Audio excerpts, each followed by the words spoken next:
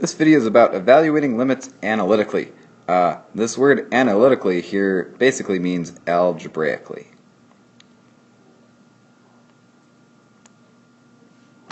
We're going to evaluate limits a few ways. Here they are.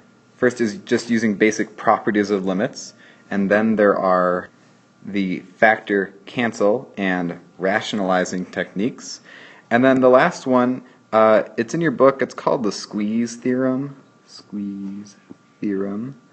But you don't need to know that, which is nice. However, there are two special limits that we will talk about that you do need to memorize. We'll get there in due time. First way to evaluate limits is using what are called the properties of limits. These are described in your book. However, they're kind of cumbersome, and it's really easy to just explain it with an example. Hey, look, here's a limit. What we need to do is evaluate it, and guess what? We don't have to do any chart like that, none of that, blah, blah, blah.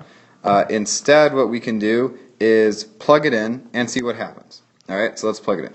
4 times 2 squared plus 3. 2 squared is 4. 4 times 4 is 16. 16 plus 3 is 19. Great. Using properties of limits, all we have to do to evaluate a limit is plug in the x value. However, we cannot you cannot do this if the following happens.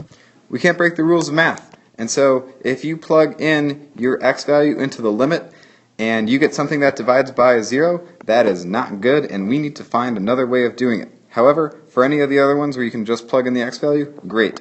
There's your answer. No more charts. Perfect. Let's take a look at what happens when this thing happens.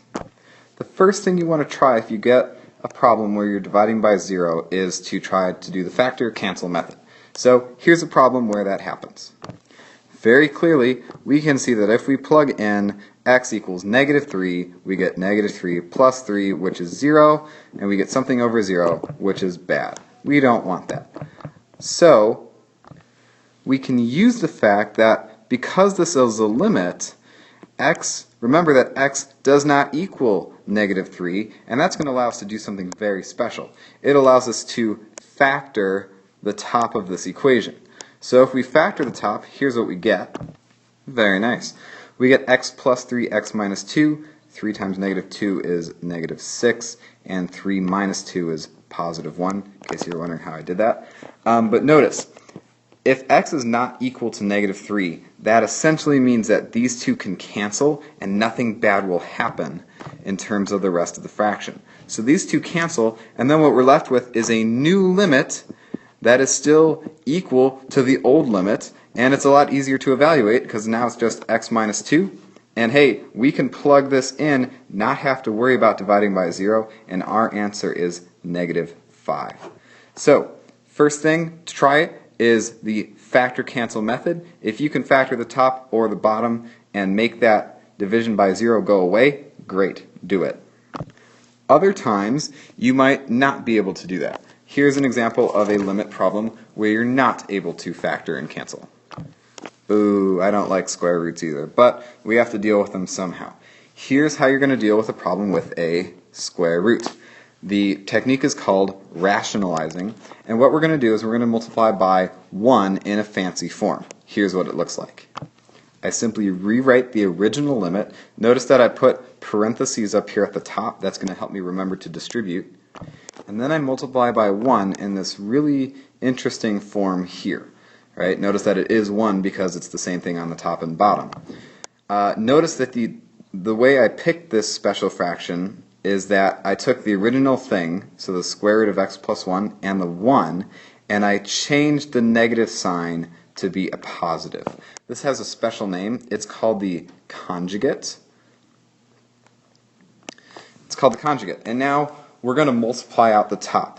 And if you notice, when we multiply out the top, it's going to be a difference of squares because we have something of the form a minus b times a plus b. And if you remember from algebra or whatever, that's going to give us a squared minus b squared, like that. So let's go ahead and multiply this out. Here's what we'll get. Limit as x approaches 0. Our first term is going to be squared x plus 1 times squared x plus 1, which is just x plus 1. Very nice. The cross term, if we do our FOIL, so first outer is going to be plus square root of x plus 1. Then we're going to have a minus square root of x plus 1. And then the last term is going to be the negative 1 times positive 1, which is simply a minus 1 there.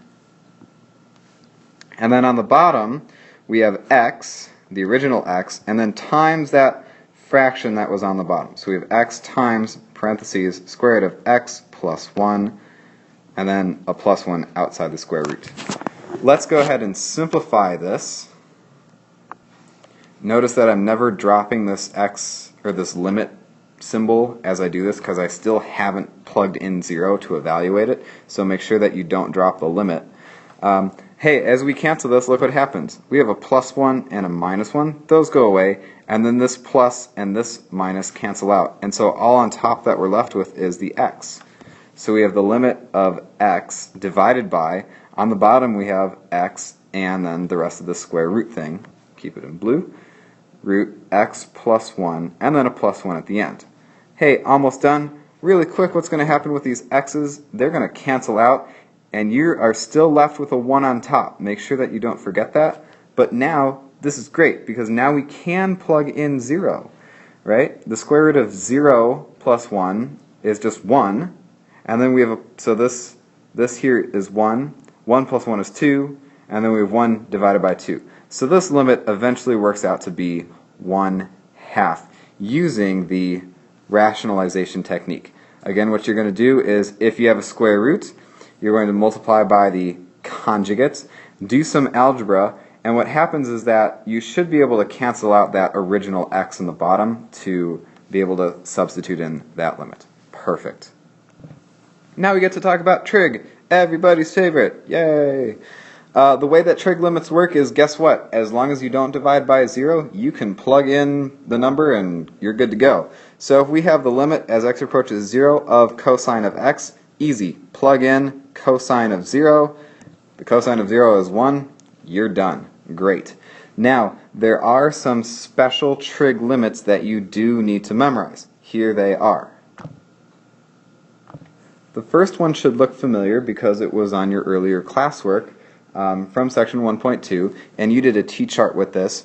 But basically, the limit as x approaches 0 of sine x over x is 1. The proof for this requires something called the squeeze theorem, but you don't need to know how that works. If you're interested, you could look it up in the book. It's kind of interesting. But just know that this limit is simply 1. And then the other one is this, that the limit as x approaches 0 of cosine x minus 1 over x equals 0.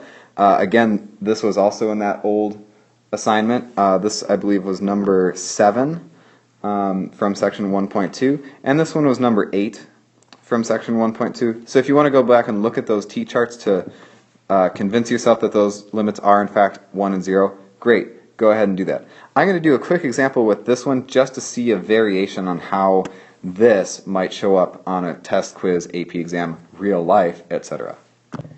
Here's a really deceptively easy problem, but it looks hard. And here's how we're going to do this. We have sine of 4x, and I'm not going to worry about any double angle formulas or anything stupid like that. All we're going to do is we're going to try to make the bottom match the top part that's inside the sine. Well, the sine has a 4x, so what we're going to have to do is we're going to have to put a 4 on the bottom to be with that x right there. Well, if we multiply by 4 on the bottom, we have to keep the fraction the same, so we're multiplying by 1 in a very special form, like this.